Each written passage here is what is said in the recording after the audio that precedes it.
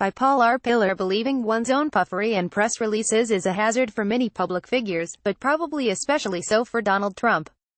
Although the true beliefs of any demagogue may remain hidden, this hazard can be expected to be all the greater when a leader makes lying an all-consuming way of life, closes himself off from many sources of insight and information, and prefers the company of sycophants. This hazard may be coming into play regarding the opening with North Korea, centered on the idea that Trump somehow is mainly responsible for the current thaw in relations between the communist hermit kingdom and the rest of the world. Foreign leaders have learned that flattery is the surest way to get Trump's attention and cooperation, and in this case South Korean President Moon Jae-in has used that tool to suggest that Trump deserves the Nobel Peace Prize for the thaw. Trump has soaked up the flattery and the chance of Nobel at a campaign-style rally of Trump's supporters in Michigan. The specific notion in question is that pressure from Trump's administration has succeeded in making North Korean dictator Kim Jong-un less belligerent and more accommodating than he was before. But pressure on North Korea is nothing new, as a matter of policy either of previous U.S. administrations or of the international community. There is somewhat more plausibility to the notion if pressure is viewed less in terms of economic sanctions than of the possibility of Trump's administration launching a military attack on North Korea. The plausibility comes from Trump's impulsive nature and the presence of a trigger-happy security advisor such as John Bolton. Deconstruct the notion a bit more, however, and one runs into the probability that a U.S. attack would elicit a North Korean response that would, even at the conventional level, involve large-scale casualties in South Korea and might well involve the use of nuclear weapons. Kim has displayed enough shrewdness to be able to reason all of this out and to conclude that even Trump would be unlikely to commit the folly of initiating such a war. Moreover, although a genuine breakthrough in North Korea's relationship with the rest of the world is possible, it has not yet occurred. Nothing has yet been achieved that materially advances the significant interests of the United States, world peace, or nuclear non-proliferation. The current thaw is the latest chapter in a history of Kim and his father interspersing threats with détente. The biggest benefit so far in the Kim-Trump relationship has gone to Kim with the promise of a summit meeting, in which the young dictator would meet on an equal footing with the leader of the most powerful country in the world. Kim's offerings so far have been tentative, conditional, or insubstantial, a fact that Trump has misrepresented in his tweets on the subject.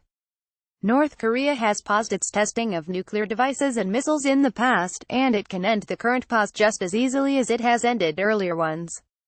The closing of a nuclear test site hardly matters when the mountain in question evidently is no longer usable for testing anyway, and North Korea has plenty of other mountains it can use.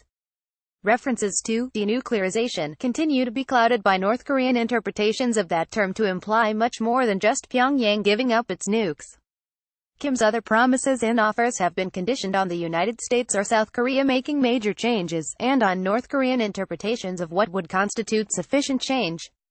North Korean motivations, even if Kim's latest moves represent more than just another tactical turn in years of his regime blowing hot and cold, other influences have been at least as important in bringing events to the current juncture. On why Kim is making such moves now, the most obvious explanation is that the North Korean program of weapons testing has only recently reached a point where the regime can be confident that it has a nuclear deterrent that will actually deter, and especially deter, the United States. Kim declared after the latest North Korean missile test, "Now we have finally realized the great historic cause of completing the state nuclear force." This newly achieved posture gives the regime not only more confidence but more bargaining power in any dealings with the United States or anyone else. The Winter Olympics in South Korea probably were an additional reason for the timing of the current North Korean charm offensive. Pyongyang wanted to participate in the Games as a mark of international acceptance, and the associated talks also served as a forum for wider interaction with Seoul. To the extent economic pressure played into Pyongyang's thinking, it is such pressure from China, applied for Beijing's own reasons, that is far more important than pressure from any other direction, given the patterns of North Korean trade. If the initiative of any one government other than North Korea itself has been responsible for the current thaw, that would be the government of President Moon, who has skillfully played his diplomatic hand to further his objective of lowering tension on the peninsula. Moon's comment about Trump and a Nobel Prize came in response to suggestions that Moon himself deserved such a prize. Also worth recalling is that a Kim-Trump summit became a news item when Trump reacted impulsively and on the spot to a report from South Korean officials about the much more careful preparatory work that Moon's government already had performed. gloomy outlook. The prospects for Kim giving up his nuclear weapons remain dim.